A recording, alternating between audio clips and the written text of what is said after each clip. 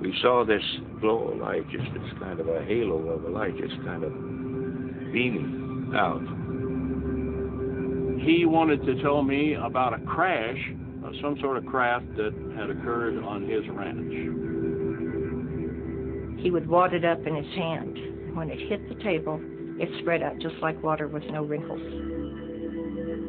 And it looked like there was a hieroglyphic type writing written along the inside surface of the I-beam. They had no earlobes. They had 2 ear canals, 2 very small orifices for the nose, a concave face. Oh yes, it was a cover-up from the beginning.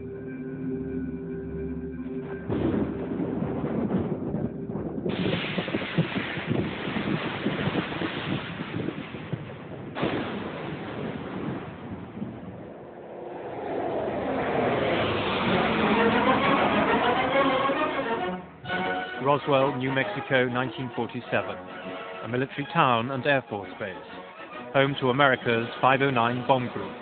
A tight-knit community of soldiers and civilians in the heartland of rural America.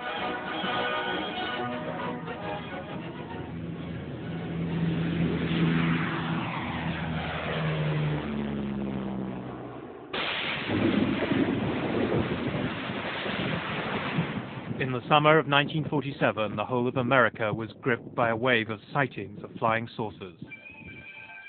In Roswell, there were many witnesses to a strange light in the sky.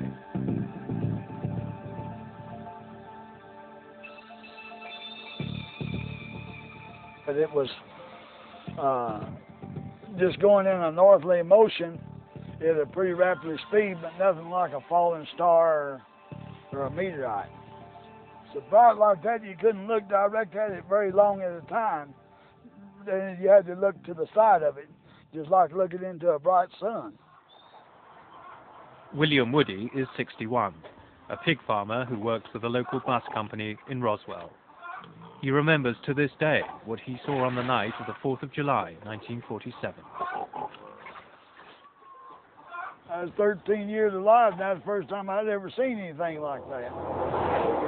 We got in the old truck one morning and headed north out 285 just to see if we could locate it. Every exit or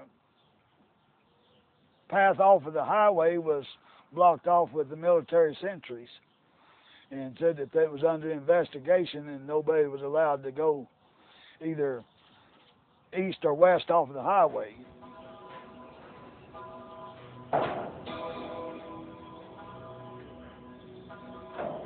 On the Foster Ranch, 75 miles northwest of Roswell, Mac Brazel, a farmhand, was on his daily rounds when he came across some strange material scattered in the fields. His sheep refused to go near it.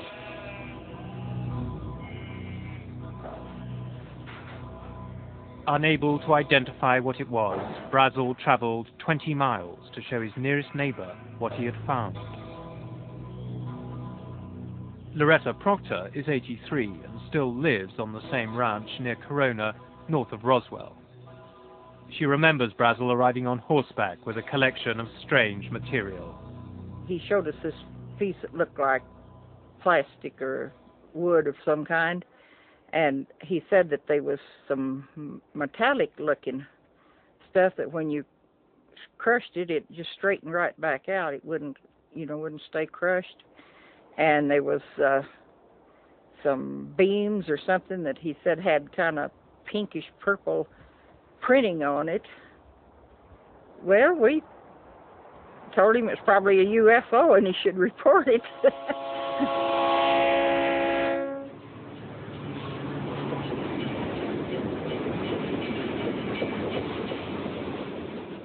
Brazel took her advice and traveled into Roswell town with the strange debris. He reported his find to the sheriff of Chavez County. Sheriff George Wilcox immediately notified the local air base. Roswell Army Airfield was home to the 509, America's elite bomb group which had dropped the atomic bomb on Japan. As the only atomic bomb squadron in the world, it was surrounded by the highest levels of security and secrecy. The 509's air intelligence officer was Major Jesse Marcel. He was assigned to investigate the material that the rancher had brought in. Marcel drove out to Brazel's ranch to collect some of the debris. That night, he brought it back to his house to show his wife and son. He came back real late one night, about 2 o'clock in the morning, as I recall, very excited because he woke myself, my mother up, saying they found parts of a UFO or a flying saucer at that time. And he wanted me to see it because it was such of an unusual type of finding. Dr. Jesse Marcel Jr. is himself a pilot, colonel, and state surgeon in Montana's Air Force Reserve.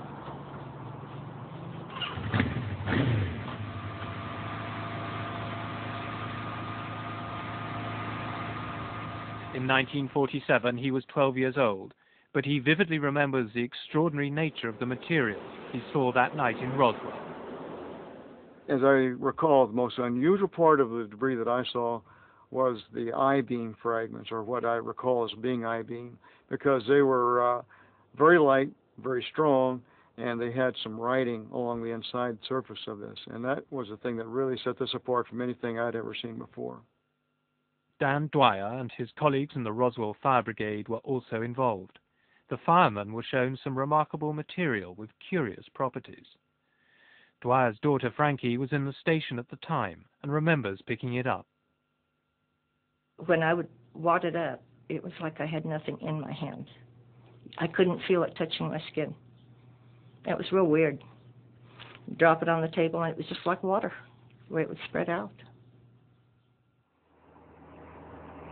Meanwhile, Major Marcel brought the material he'd recovered back to Roswell Army Airfield.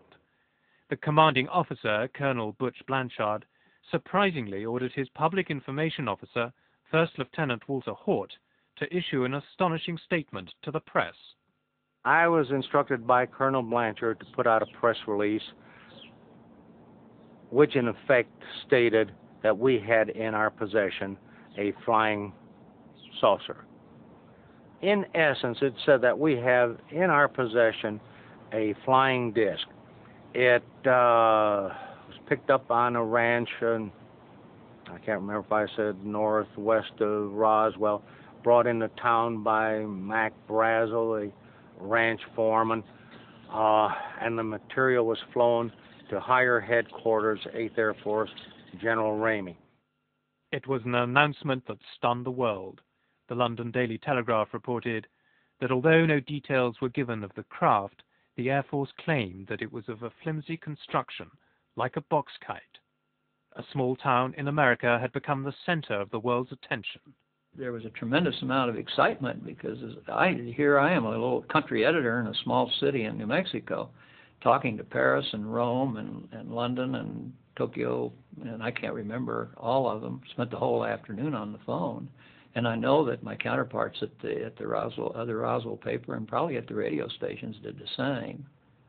But there was a lot of excitement.